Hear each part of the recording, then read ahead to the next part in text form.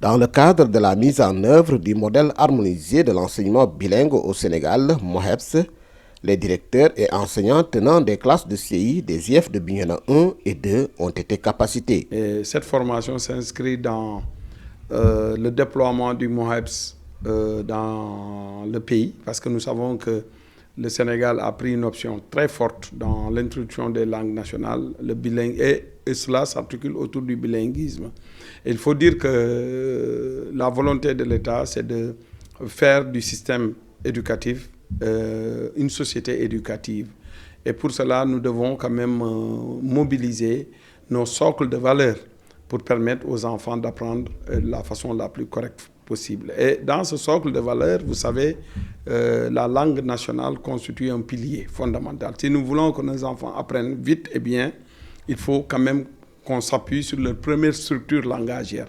Et la première langue parlée constitue vraiment un levier essentiel. Pour cela, les enseignants doivent être bien outillés. Il s'agit de leur donner des outils de pilotage pédagogique, notamment la gestion des classes bilingues, les principes de l'apprentissage axés sur la modélisation, surtout tout autour de ces thématiques, mais aussi permettre aux enseignants, au sortir de cette session, vraiment d'utiliser correctement la didactique des langues nationales.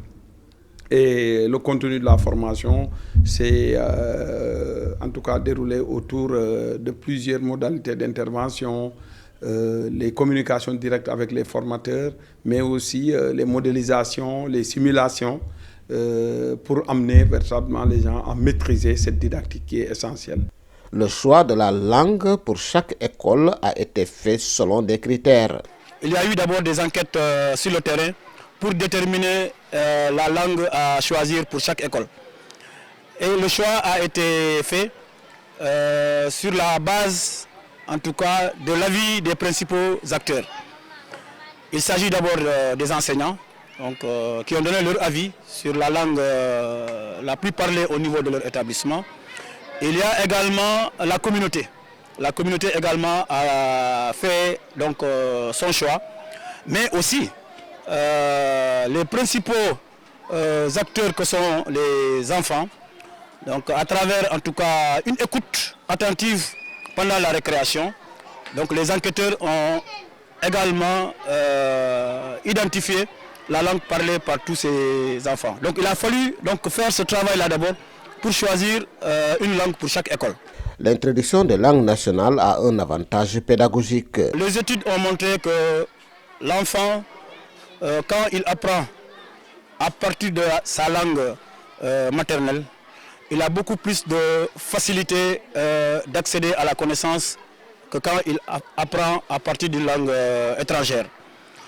L'autre aspect, c'est que les enseignants également, dans le cadre de leur intervention pédagogique, il est plus facile pour eux de passer par la langue de l'enfant pour que leur action pédagogique soit efficace. Voilà pourquoi l'IEF de Bignona 1 rassure. Je voudrais rassurer. Véritablement, c'est des inquiétudes parce que l'inconnu constitue toujours une difficulté. Mais je voudrais rassurer les communautés, les parents d'élèves, pour dire que cette innovation va apporter plus de plus-value.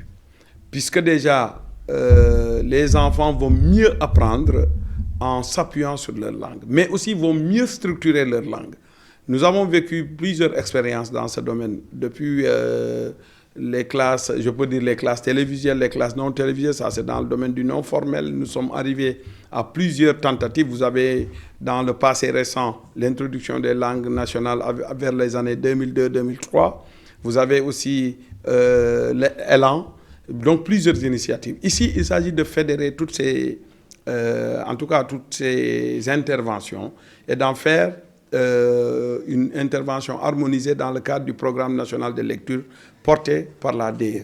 Et je voudrais rassurer les parents parce que les premières expériences que nous avons des langues, ce sont des réussites. Si l'enfant maîtrise les schèmes opératoires avec sa langue, le basculement, c'est-à-dire la transition, le transfert, si on peut le dire ainsi, devient net et très intéressant pour l'enfant et la difficulté est contournée. Et c'est ce qui est recherché dans les apprentissages. Nous avons fait, nous tous, l'école occidentale, avec toutes les difficultés, avec des taux d'échec parfois vraiment importants. Ici, il s'agit d'amener les enfants à la didactique de la réussite, à une pédagogie de la réussite. Et il ne s'agit pas non plus de faire de l'alphabétisation. Il s'agit d'un apprentissage bilingue qui va en même temps faire cohabiter la langue nationale, qui va être la langue numéro 1, si je peux m'exprimer ainsi, à côté du français. Et on se rendra compte que les enfants vont mieux apprendre à lire parce qu'ils maîtrisent les langues, la lecture à partir des langues nationales. Et là, la plus-value, c'est que le parent d'élève va pouvoir accompagner l'enfant. Parce que cette plus-value peut même aller jusqu'à impacter le niveau d'appréciation, d'accompagnement de l'enfant au niveau de la famille. Et vous verrez qu'il y a une dimension mobilisation communautaire qui va accompagner ce processus. C'est une grande révolution. Une révolution qui met à l'aise l'enseignant. Ils vont mener des leçons de langage, d'abord en langue nationale. L'acquisition, l'exploitation se fera d'abord en langue nationale. Ensuite, il y a un moment de transfert. Après le premier moment de langue 1, quand on va arriver maintenant à la langue 2, le français, la question de la compréhension est en partie réglée. Et ce qui fait que l'enseignant, donc une fois en langue 2, il n'éprouve pas beaucoup de difficultés pour asseoir les connaissances. Pour les enseignants, en plus de régler un problème pédagogique, ce programme favorise l'équité entre les apprenants, quelle que soit leur localité. Si nous prenons l'exemple de nous autres écoles de la campagne où il n'y a pas d'école maternelle, et il n'y a pas de petite section, il n'y a pas de grande section, il n'y a pas de moyenne section et de grande section, nous avions sérieusement de difficultés à véhiculer le message en français. Si maintenant on nous demande, nous autres, de véhiculer d'abord le message en diola, ensuite de le transformer en français, je crois que c'est une aubaine.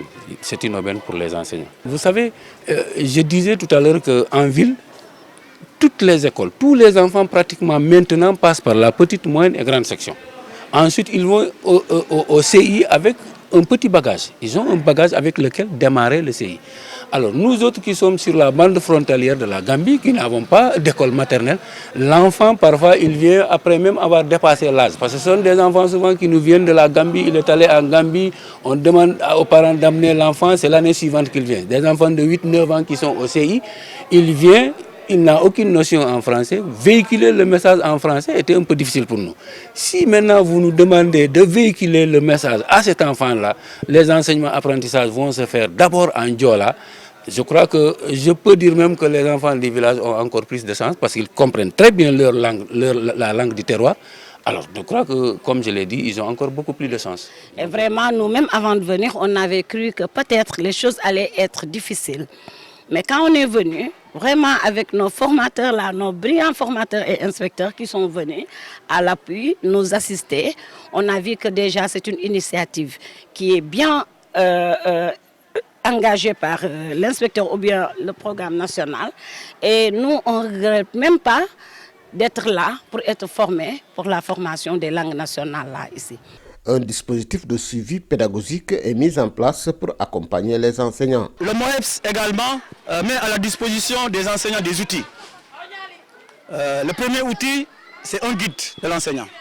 Dans ce guide, il y a pratiquement tous les outils dont l'enseignant aurait besoin pour mener à bien sa leçon. Les aspects théoriques, les fiches pédagogiques et tout. L'élève également donc, est outillé à travers un manuel qui retrace un peu la progression donc, que l'enseignant doit faire en classe. Et aussi, il y a une planche donc, de l'alphabet Diola. L'alphabet Diola, et à partir de cette planche illustrée par des images, les enfants n'auront pas beaucoup de difficultés pour identifier à partir de l'image le mot et la lettre à étudier. Mieux, pour obtenir les résultats escomptés, un suivi rapproché se fera auprès des enseignants. Vous avez par exemple dans le dispositif d'accompagnement de l'enseignant, après cette formation, nous avons des cellules d'animation qui sont des dispositifs traditionnels d'accompagnement des enseignants. Que ce soit des cellules internes ou les cellules externes. On appelle les CAPI et les CAPE. C'est important. Et il y a un certain nombre de séances qui est prévu à cet effet et les acteurs doivent pouvoir planifier et permettre un tout petit peu l'accompagnement des enseignants. Un autre volet, c'est le DPC, le dispositif professionnel de formation continue, qui est mis en place et qui est intégré dans le dispositif de pilotage et qui permet aux acteurs d'interagir. Et vous verrez que ce volet accompagnement des enseignants va trouver sa place dans le coaching.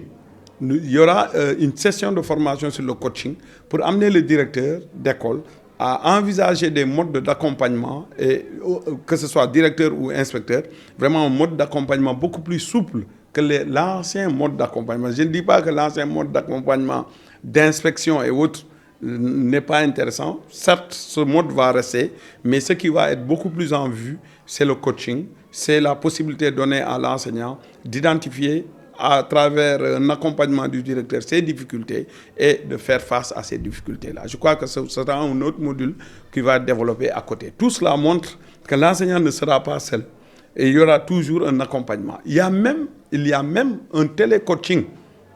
Il y aura même le déploiement d'une interaction à travers les outils de communication actuels, que ce soit les groupes, que ce soit le téléphone à travers les questionnements. Le télécoaching veut dire quoi? On va accompagner l'enseignant. On n'aura pas toujours la possibilité d'être avec lui, mais on va utiliser les moyens de communication pour se rapprocher de lui et l'accompagner dans son déploiement professionnel. C'est donc parti pour une expérience qui s'annonce déjà exaltante, mais avec l'engagement noté auprès des acteurs, le changement qualitatif voulu sera atteint à tout point de vue.